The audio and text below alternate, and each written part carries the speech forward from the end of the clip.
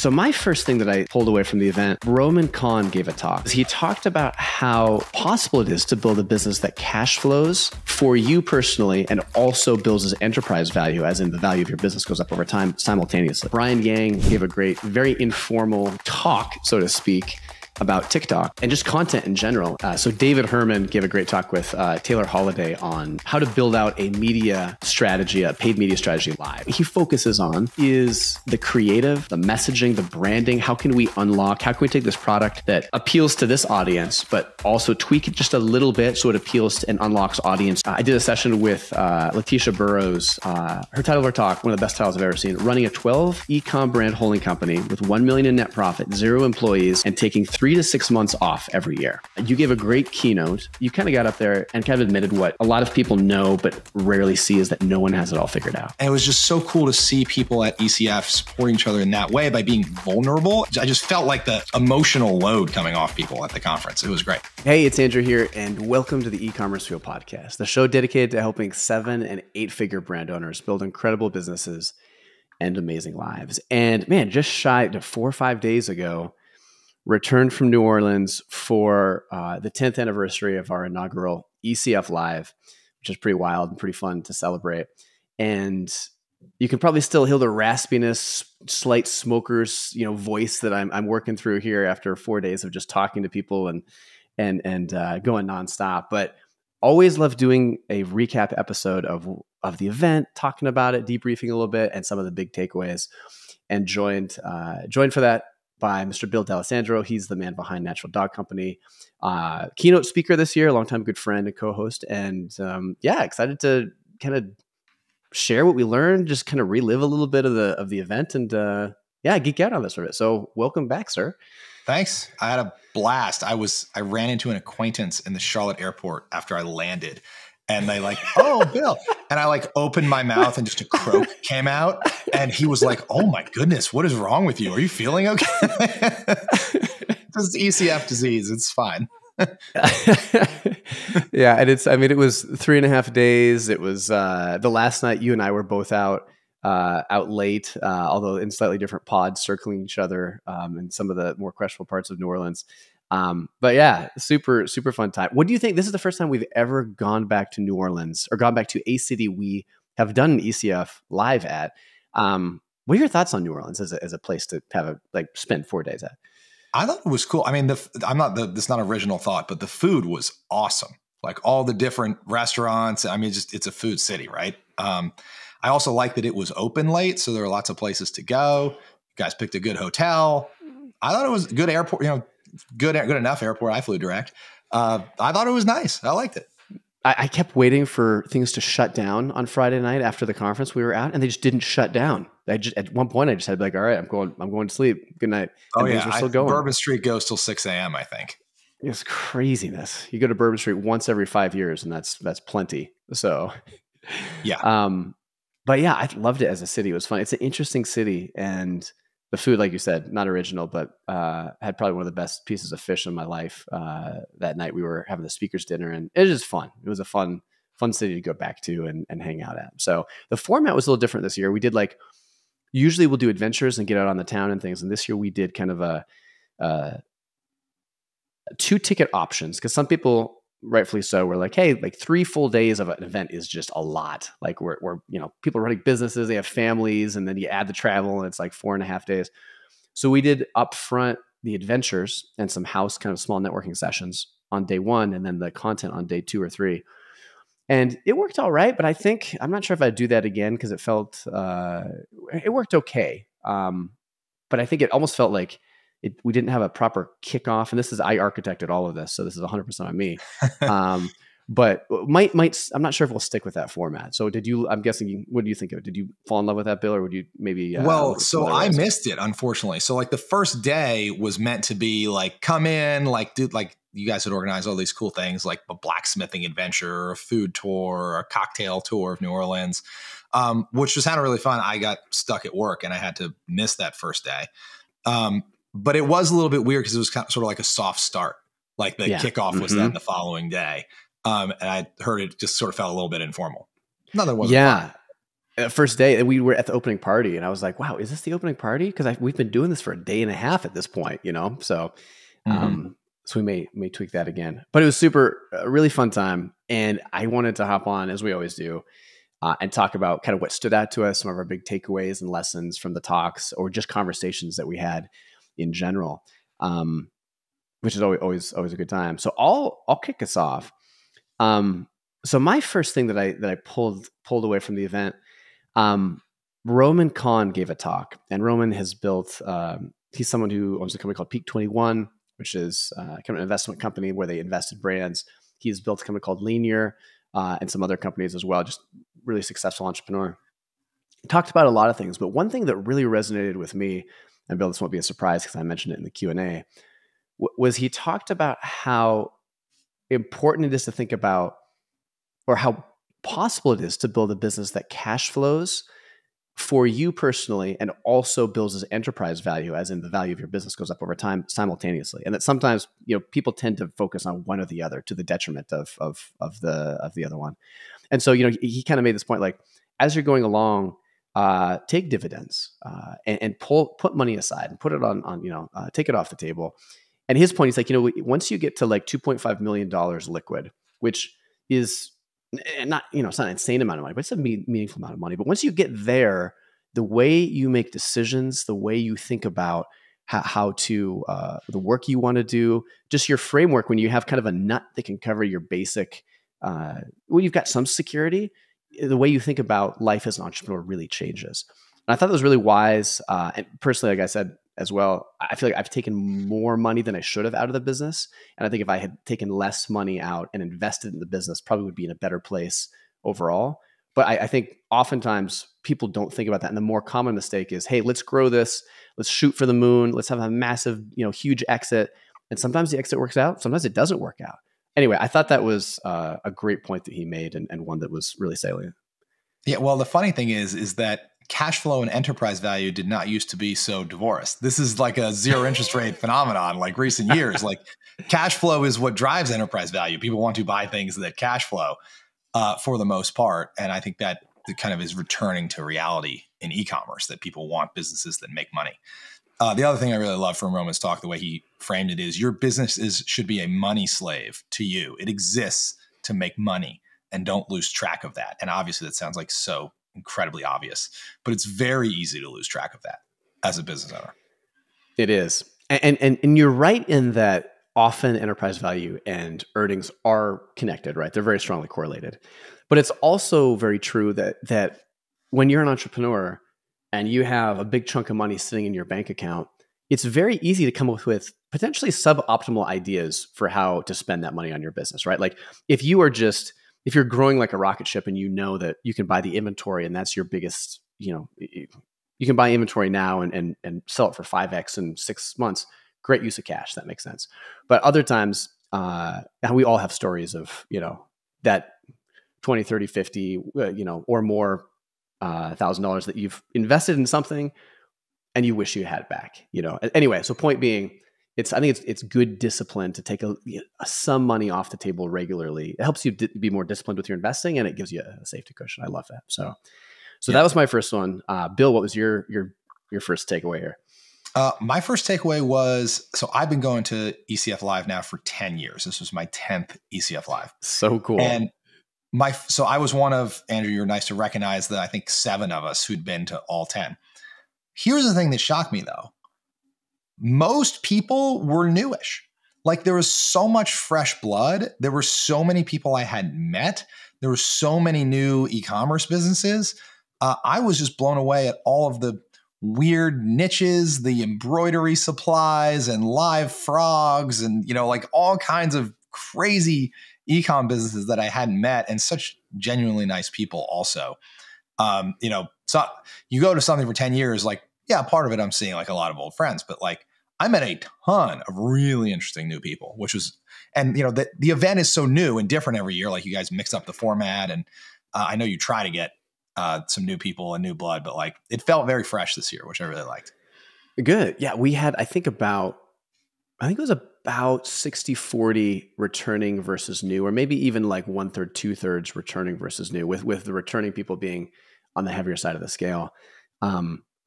But yeah, to that same line, like it is really amazing. I'll take the flip side of it. Like amazing seeing new members and meeting new people, which you already commented on. And I think 100%, like you don't have a good, healthy community if you don't have some great, fresh people coming in. But it's also pretty amazing over 10 years to see what some people have done over 10. It's amazing to see what some people have done over 4 years in growing their business. You know, I think about Paul, who did his talk from BK Beauty and the talk about TikTok.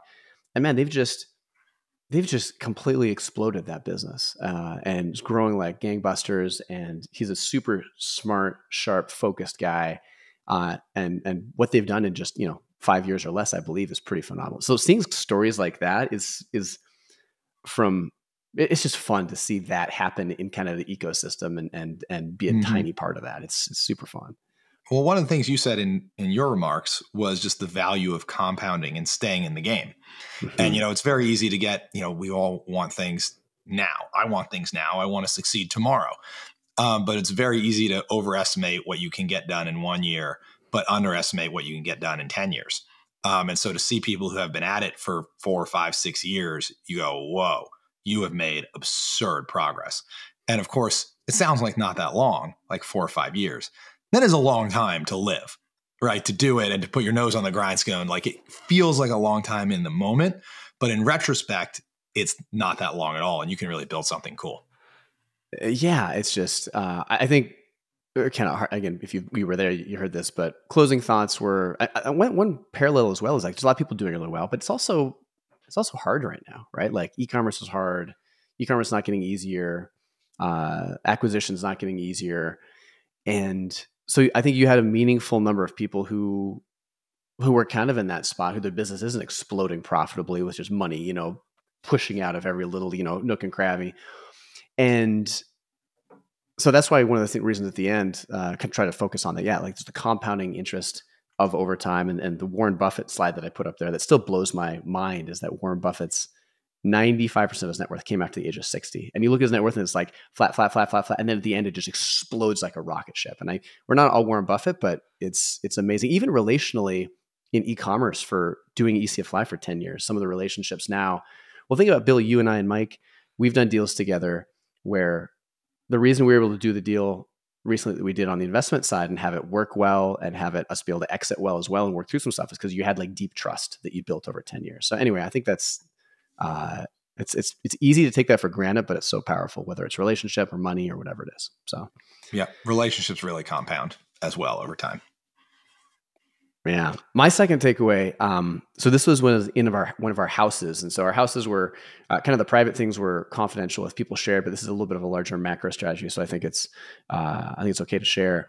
But Brian Yang gave a great kind of very informal talk, so to speak, about TikTok and just content in general. And one thing he told me, which doesn't sound that revolutionary, but it clicked for me, and I think it was very wise of him to kind of to pick it out, was that for social, you can pick a format and rinse and repeat, right? Like you don't have to come up with you don't have to write War and Peace for every post or blog post, or it doesn't have to be a brand new original idea every time you want to throw something out there.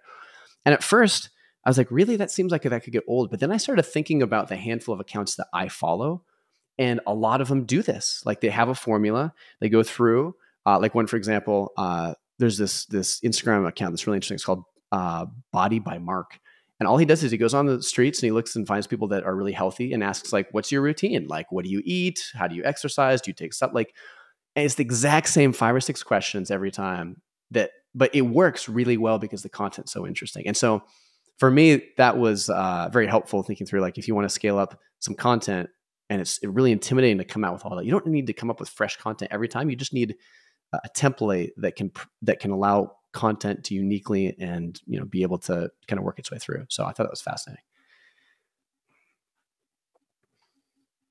Bill, what's your next one? So mine is that, speaking of content, that TikTok Shops is coming. Paul from BK Beauty gave an awesome talk on kind of how he's succeeding on TikTok Shops.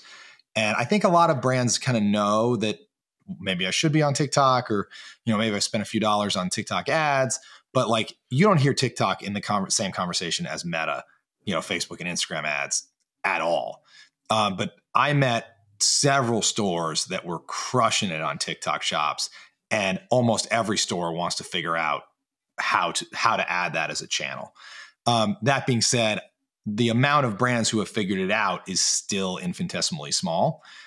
TikTok, the company, seems pretty strategically committed to making TikTok shops happen. So I think 2024 is going to be the year TikTok shops explodes, just from the vibe of the. You get 250 e-com entrepreneurs together, and all they want to talk about is TikTok shops. That, I've seen that a few times before, like Shopify, Facebook ads. Like there's a few things, and it had the same vibe at TikTok shops this year. How many people do you know have figured it out? It seems like, just anecdotally, that when it works really well. But the fit is so important for the audience, for the demographic. And I mean, I know, how many people do you know at ECFLive that were, was it more than 5 that you knew that were really seeing a ton of success on TikTok? It's about 5. There were like 5 people, I like they're, it's got to be relatively lower price point, or that, at least that's what I thought. But, Paul has stuff at $50 selling on TikTok shop, which surprised me. That seemed higher. It's got to be like mass market stuff that appeals to anybody that can go viral, right? If you're selling like a highly educational, like niche-y product, I think that's hard for TikTok shops. But like if you're selling something with a big audience, like if you're selling fashion or beauty or like anything like that, I think TikTok shops is a good fit. Totally random, only because I want to I think I saw one of your tweets about this. I think the House just passed a bill to either require TikTok or the parent company of TikTok to either sell and divest to a U.S. company where it's banned in the U.S. I think it's a great idea. I love it. I hope it does. I hope it passes.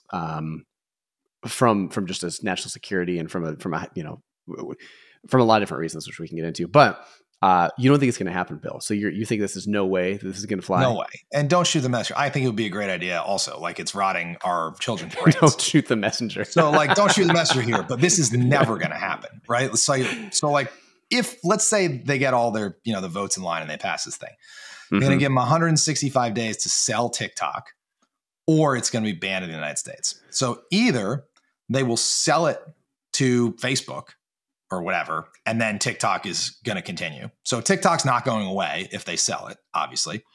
Let's say they don't sell it. Let's say they say, no, we're not selling it, or they can't get the deal done or whatever. What's going to happen is you're going to be coming up against this deadline where TikTok's going to be banned in the United States and disappear from everybody's phone. This like right before the election. So this is like taking crack from the crack addicts and then saying, please vote for me. So if I were the Chinese Communist Party, you know what I would say? I dare you. I would say, I dare you. And I'm not selling it. I dare you. And what do you think's going to happen? That our elected officials are going to take the crack from the crack addict 1 week before they have to vote? Or do you think they're going to back down? I would bet anything on back down. Let's do this. You were both betting men. Let's make this interesting. I got a grudge here. I got to win that stake back that's been like haunting me for 8 years. If conditions, terms of the bet, if the bill is passed, and if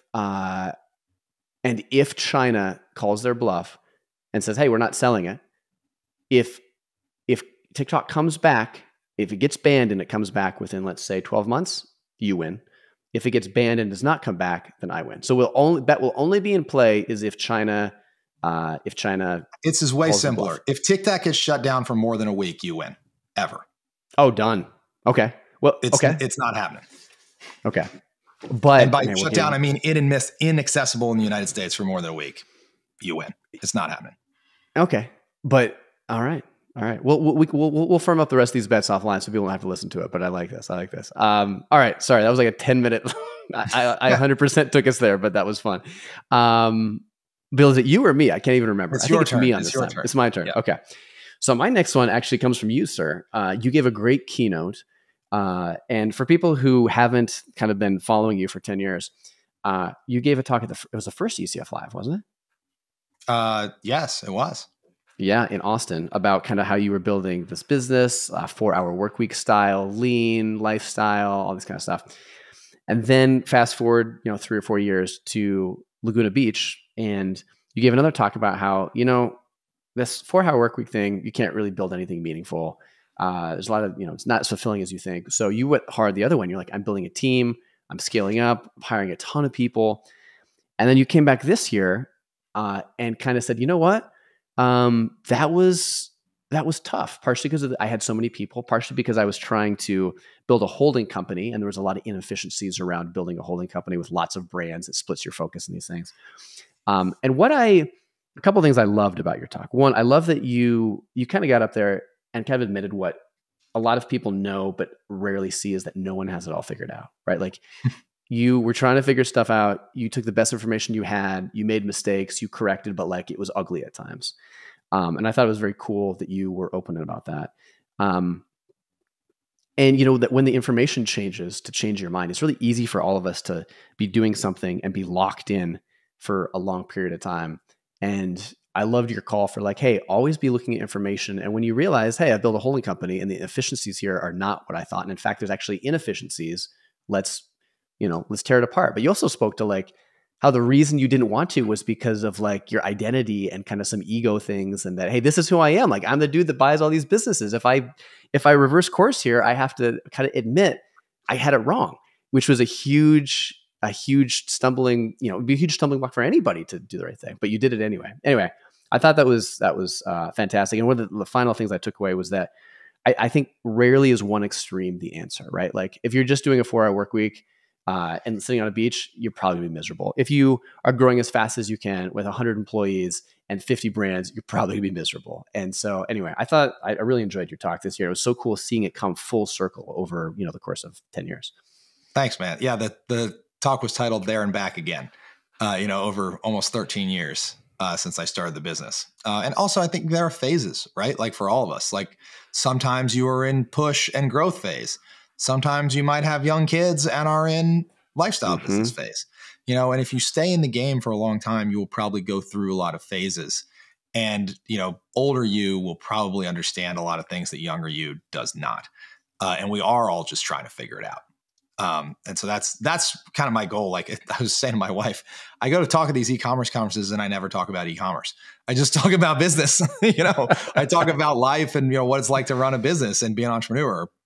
Because I feel like there are so many things not being said, and it kind of jibes to my next takeaway, which is that it's really hard out there in e-commerce right now. I talked to a lot of people who were struggling. In past years, COVID year, e-commerce is up and to the right. Everybody's killing it. I'm crushing it. My ROAS is amazing. I'm hiring, all this stuff. But like this year, it was like, we're flat to down. Like it's not really bad. And some people, it was really bad. Some people I had to shake and be like, you need to cut expenses right now, or you're going to hit the wall. And so there was a lot of that. But what was so great, and that's what I was trying to convey on stage, which is just talk to people. Like if it's hard out there, say it's hard. Say you're struggling. Take what I've heard described as the little leap and say, hey, like Andrew's been at this a while. Like, he's in charge of a lot of stuff. He runs a big business. Like, but I know by virtue of that probably means that some stuff is hard for him. So just go up to Andrew and go, Andrew, it seems like you've got it all figured out, man. To be honest, it's very hard for me. Like here's some things I'm going through. And the burden that takes off. And it was just so cool to see people at ECF supporting each other in that way by being vulnerable and saying it was very hard for me this year. And I just felt like the emotional load coming off people at the conference. It was great. Yeah. And I think part of it has probably been always there. It's always been hard. But I think part of it is just people maybe feeling more comfortable and more willing to talk about it. And also, people leading by example, talking about that it's hard, gives the permission for everyone else to talk about, hey, yeah, I don't have everything figured out, which nobody does, but it's easier when like yourself, when you talk about it from the stage, it makes it easier for other people to do. So what do you think? And I don't want to get into too crazy of a rabbit trail here, like I did with TikTok and totally derail this, but what do you think the biggest drivers of that is, Bill? Like, is it, because I think about a lot in the future, right? And you talked about some of this in terms of supply chain and China and like, how how much longer do we need intermediaries to be able to do with the branding and the design when China can ship a lot of stuff into America or to other Western nations? So thoughts on what is driving those things? Because when I think about the future, I'm very convinced that people are going to continue to buy stuff. I'm very convinced that people are going to continue to buy stuff online. I'm very convinced that we've got a nation of a lot of really smart, innovative, creative people that can build some awesome brands. So I have some thoughts on this too, but what do you think the biggest headwinds are right now? I mean, if it were one thing that would be easier to understand, I think there's a lot going on. I mean, I think there's still a bullwhip effect going on from COVID. I think people still have too much inventory. People have too much inventory. They have too many people. They're still too fat. I talk to a ton of people who just have too much headcount still, because things were up and to the right for a couple of years. Businesses get fat, right? Like profit covers all mistakes, and like a fat P&L doesn't hurt you. But it does now, when things renormalize. So I think people haven't fully digested that they need to get skinny again. And capital efficient, and they got to tighten up those supply chains, and they got to write off all the inventory that's not moving and turn it into cash. And so there's part of that, which is still a bullwhip effect on both the P&L and balance sheet from COVID. I do think there's underlying macro going on. Like, yes, the stock market is up and right, but like, I think it's harder out there than the data shows for the consumer. So people who are in discretionary categories, it's not just default tailwind anymore. Some categories have tailwinds, some have headwinds, but it's not default tailwinds. And then also, like, people have gotten beat up by Facebook algorithm changes and all this stuff over the past few years. Amazon is pulling more chips onto their side of the table, as far as FBA fees. And like, it's kind of death by a thousand cuts. Like, it's just not, the punch bowl has been removed, and the people were used to drink from the punch bowl, I think. Yeah. And I think on the macro side too, it's easy to see, the stock market is ripping, like all-time high on the S&P and the NASDAQ, and things are good and employment is low. But I think it's a little misleading, because I think it's something like 6 or 7 stocks, mostly tech stocks, are responsible for almost all of the gains over the last year, right? And they're not being driven by consumer spending. Most of the other companies in that bucket are pretty flat. So yeah, I think you're right on the macro side. I think we're definitely seeing, and the other thing too, you just look at how much money people have coming out of COVID. People just aren't as flush as they were a year ago, combine that with interest rates going way up. I think you definitely are seeing that too. So I think it was just not obvious to everyone. Like, people thought COVID was a little weird. Like, there was a little bit of loose money and like everybody was at home. COVID was obscenely crazy, weird. Like crazy monetary stimulus. Like that'd never been before seen in history. I mean, nuts. And it's taken years to bleed off, and it still is. But I think because it bled off so slowly, like, it wasn't like it was good and then it was bad. Like, each of the last 3 years have each gotten a little bit harder as there's less and less free money slosh around in the system, which I think is the point of raising rates and all that stuff. But it's still not fun. Yeah. My next takeaway. So David Herrmann gave a great talk with Taylor Holiday on how to build out a media strategy, a paid media strategy live. And they used a real case study and talked about a bunch of stuff. It was a fantastic presentation. I got a chance to sit down with David a little bit, and I didn't know David super well going into this. Still don't know him super well, but he's a phenomenal, fun, friendly, smart guy. And I always had this image of him because he's on Twitter a lot, talking about a lot of paid media and Facebook strategies. And Bill, this may become as completely obvious to you and anyone in the paid world. I'm not really in the paid world, but I always used to think like, okay, so much of your lift and gain and performance is coming from under the hood, right? Like, how do I optimize campaigns? How do I structure them? How do I do all these things? And so I came in thinking, hey, David is and kind of using him as an archetype for a successful media person, paid media person. David's fantastic at optimizing campaigns and setting cost caps and all these things. The technical side of things. And I sat down with him and very quickly realized that's not his jam at all. Like, he doesn't really care that much about it. What he focuses on is the creative, the messaging, the branding. How can we take this product that appeals to this audience, but also tweak it just a little bit so it appeals and unlocks audience 2, 3, 4, and 5, which doubles, triples, quadruples the number of people you can reach out to. And it flipped a switch in my brain. And again, maybe this is something that Bill, you and a lot of people already know, but was like, paid media is, it's just about good branding, good creative, good testing, good iteration. And so much of the details that you had to know, years ago, aren't that much of an issue anymore. Anyway, so I thought that was fascinating and also very cool in the sense that if you want to dive into this world, which if you're not using paid media, which I never have that much, it's a little more approachable from a technical side if you can just focus on the branding and positioning. Anyway, so Bill, I don't know how you react to that, if that's been old news, but it was kind of a revelation for me. Yeah, I mean, that I think has been the journey that Facebook has been on over the last 3 to 5 years. Is that, Andrew, your perception of it was very right 5 years ago, where it was a lot about pulling the levers and setting the right targeting and finding the right audience and all that stuff. But the Facebook algorithm has gotten so good at delivering. Like I think Facebook's whole goal, if you could summarize it in like one sentence, is to make everybody go from Facebook marketers to just pure traditional advertisers, like make good content that resonates with people, and the algorithm will now put it in front of the right people, right? Like rather than having, if you make a ad that resonates with 27-year-old women who own dogs and watch Good Morning America, like you used to previously have to manually target that. Now you just give that creative to Facebook. Facebook will automatically observe that people who fit that demo are responding most to it and just lean into the serving it to those people, all without you having to do anything. So Facebook advertising now is primarily, like, by the way, TV advertising and everything else, it has been for a long time, is more about just making good ads. Yeah. And I think for people on the outside looking in, there's still a lot of talk about the technical aspects of it. And so it's easy to think, oh, hey, this is super important.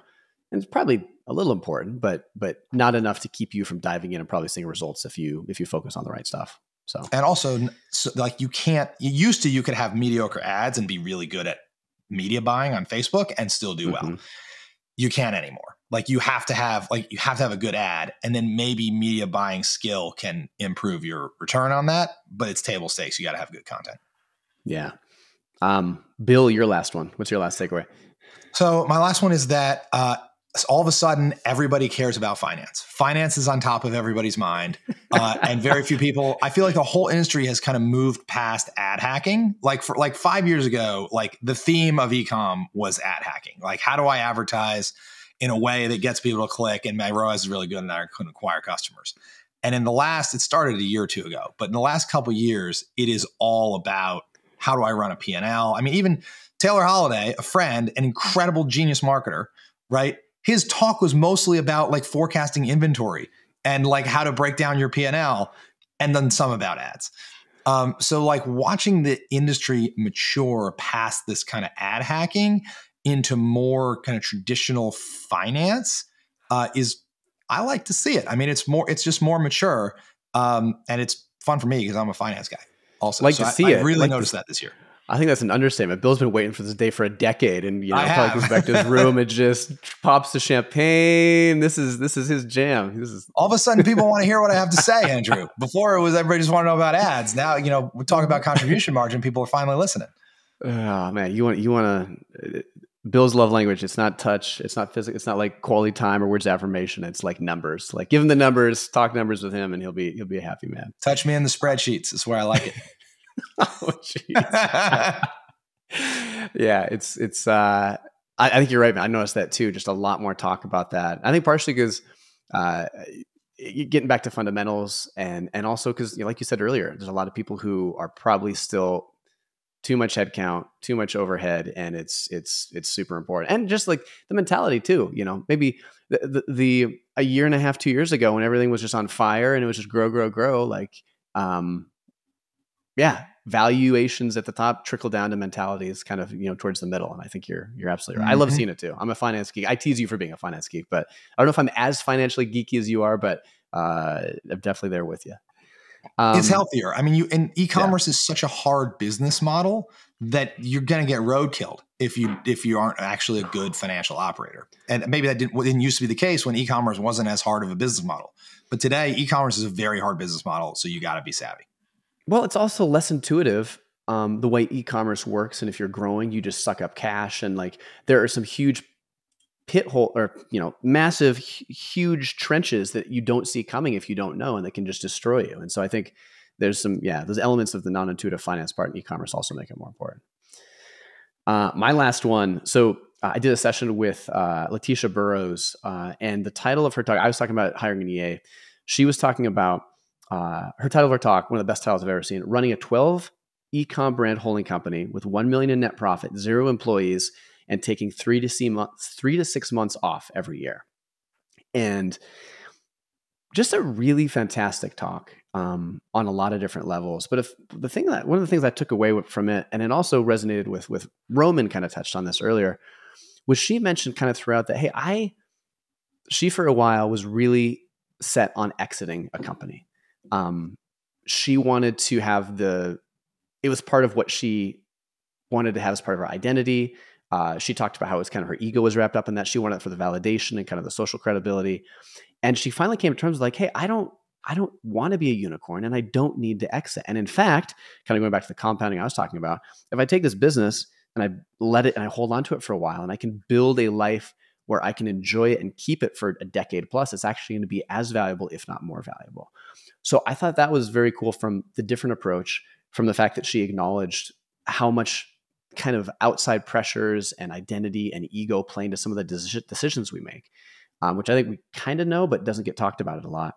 And kind of the last thing she had, like her goal was, I want to build a lifestyle around this business where you're happy, healthy, and surrounded by great people doing interesting things while doing good along the way. I just thought it was very cool. So won't get too into the weeds on her presentation, but yeah, the elements of ego, and then also just the wildly different ways you can have a lot of success. We had people at the event talking about how, very successful founders, how growing to 100 million and beyond. And they're, that was to them what was really important, and it's worked well for them. And for LaTesha and a lot of others, building something that supports a more well-rounded life is super important. That's probably where I fall on the side of things. No surprise. Anyway, loved her presentation, and those were kind of key takeaways for me that stuck with me.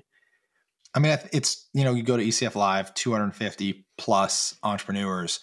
There are fewer than 10 who have exited, right? Like, it's so easy to like believe that the exit is like, I mean, very few. I mean, not in the world, but like in the subset, like, it's not something that happens in all cases, right? It's a semi-rare thing to actually get an exit across the finish line. It is far more common to get wealthy owning a business for 10 years, right? Without exiting. But it's very easy for all of us to get wrapped up in the idea, myself included, pushing towards an exit. And instead focusing on, again, to your point in your remarks, like trying to build something you can own for the long term and compound. You can be very successful doing that too. Yeah. I'd say there's definitely more than 10 that have exited. But when you think about like what LaTesha was talking about, like massive, enormous exits, those are much rarer than I think people, than people think. Or there's just a lot of variables that go into them that make them uncertain, or things change, or life changes, or markets change, or suppliers, they're just, and the other thing too is it's not guaranteed. And you're getting oftentimes crushed along the way. Not always. Some people thrive in that, but sometimes, a lot of times people get to the end of that and sell to private equity and they just, have to recover for 6 months. They're just wiped out. So, but yeah, it's interesting seeing the different ways that people build businesses and define success. There's a lot of ways to do it, which is cool. Bill, any more thoughts, any more takeaways on things? Got a couple more things, a couple final notes, but any last ones I missed on your side?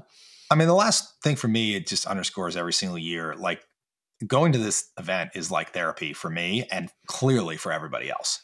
It's like everybody is so like craving connection, and it underscored to me the value of, as an entrepreneur, again, and this is not a novel take, but like I was reminded just how important it is to build a peer group and to see those people in person and to like get their phone numbers and text them throughout the year and like not see them just at ECFLive or just some industry conference. But like, I've got into a couple text threads of 4 or 5 people and we stay in touch, right? And we have a peer group and, or we have mentors or, just having somebody to walk with you is so important. And you don't realize how important it is until you're going insane and you don't know why. And often the thing that you're missing is someone to carry the load with you. Yeah, well said. All these talks, the videos for them, for almost all of them, and the slide decks from the keynotes to the breakouts will be available in the community. So if you're a member, those will be coming in the next 2-3-ish weeks once we're going to put together and published. If you're not a member and you run a 7 or 8 figure business, you can join and have access to all of those. And actually, in fact, we have a pricing change coming April 1st. So if you jump in now, you can lock that in and also get access to all of those talks and slides for all the sessions we just talked about and alluded to.